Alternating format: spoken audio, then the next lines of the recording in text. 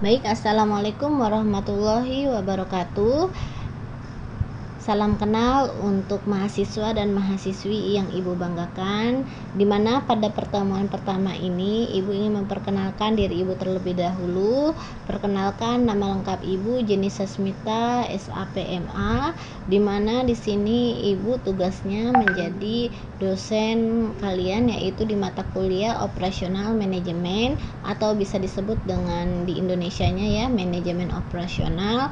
Dan di sini Ibu juga bekerja di UMT atau Universitas Muhammadiyah Tangerang sebagai sekretaris prodi Magister Akuntansi. Nah, di sini ya kita akan mempelajari tentang operasional manajemen, di mana operasional manajemen ini Ibu akan menjelaskan pengertian dari manajemen operasi dari beberapa pakar ya yang telah nanti akan Ibu paparkan. Kemudian nanti akan Ibu ajarkan tentang tugas serta fungsi manajemen operasional. Dan di sini ada ya, di sini bisa kita lihat bahwa apa itu manajemen operasi. Menurut William J. Stevenson, yaitu pengertian manajemen operasional adalah sistem manajemen atau serangkaian proses dalam pembuatan produk atau penyediaan jasa. Dan menurut James Evans dan David Colliers, beliau menyatakan bahwa manajemen operasional adalah ilmu dan seni untuk memastikan bahwa barang dan jasa diciptakan dan berhasil dikirim ke pelanggan. Sedangkan menurut Pangestu Subagio, bahwa manajemen operasional adalah penerapan ilmu manajemen untuk mengatur seluruh kegiatan produksi atau operasional agar dapat dilakukan secara efisien. Nah, ini adalah beberapa pengertian manajemen operasi dari beberapa pakar. Dan di sini kita juga bisa menyimpulkan ya bahwa manajemen operasional secara umum adalah sebuah usaha pengelolaan maksimal penggunaan faktor produksi mulai dari SDM, mesin peralatan, bahan mentah, dan faktor produksi lainnya dalam proses mengubahnya menjadi beragam produk barang dan atau jasa. Dan di sisi lain mereka juga melakukan beberapa hal penting seperti mengatur skala inventaris, mengatur level proses, level pengerjaan, menghandle material, mengorganisasi akuisisi bahan baku, mengontrol kualitas, dan menjaga serta merawat kebijakan. Di mana manajemen operasional juga harus mempelajari bahan baku yang digunakan untuk produksi dan menjamin tidak ada kelebihan yang sia-sia. Mereka memiliki formula pemesanan jumlah bahan yang dibutuhkan sehingga sesuai dengan kebutuhan perusahaan. Kemudian ya, jadi ini adalah kesimpulan dari pengertian manajemen operasional ya. Dan di sini kita bisa perhatikan ya bahwa dari beberapa pakar yang telah dipaparkan tentang pengertian manajemen operasional, kita bisa dapat menyimpulkan ya. Oke, kemudian di sini ada urgensi manajemen operasi, di mana bagi organisasi, perusahaan, dan manajer, mengapa sebuah konsep manajemen operasi dibutuhkan? Nah, di sini ada jawabannya ya. Pertama, karenanya satu, dalam manajemen operasi itu mencakup seluruh proses yang ada dalam organisasi jasa dan manufaktur. Yang kedua, dengan adanya manajemen operasi memudahkan dalam mengelola produktivitas secara efektif dan efisien. Yang ketiga, karena manajemen operasi memainkan peran strategis dalam keberhasilan kompetitif organisasi. Dan ini adalah alasan dari urgensi operasional. Dan di sini juga Ibu akan jelaskan fungsi manajemen operasional, di mana pada umumnya ada 4 macam fungsi manajemen operasional. Yang pertama ada fungsi proses.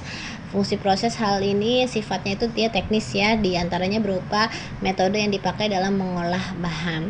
Yang kedua itu ada pengorganisasian, di mana merupakan fungsi teknik dan metode kerja, di mana fungsi ini proses produksi dapat berjalan dengan efektif dan efisien.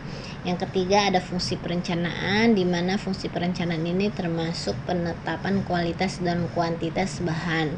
Yang keempat ada fungsi pengawasan, di mana fungsi pengawasan ini merupakan pengendalian terhadap penggunaan bahan untuk proses operasional ya.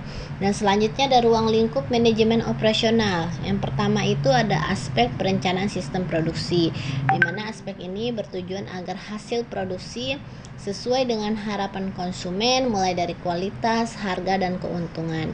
Yang kedua ada aspek pengendalian produksi, di mana aspek ini berhubungan dengan pengendalian rencana yang telah dibuat agar sesuai dengan tujuan yang telah ditetapkan.